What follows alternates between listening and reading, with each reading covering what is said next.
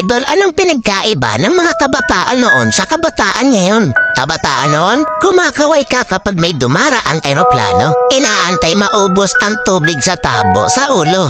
Ginagawang swimming pool ang tanggana ni nanay. Ginagawang braces ang foil ng choknat. Maliligo ka sa alilod ng bubong kapag umuulan. At kapag gabi naman, akala mo sinusundan ka ng buwan. Nagko-concert sa harap ng electric fan. Kabataan ngayon, ang problema ay pera at cellphone. Ang problema lang namin noon kung paano makataka sa bahay para di matulog ng tanghali. Umati man kami sa palo, aminin natin mas maraming nire-respeto na magulang sa panahon noon kaysa ngayon. Mga kabataan ngayon, isang chat lang, may jowa na. Kami noon sa claims lang umaasa.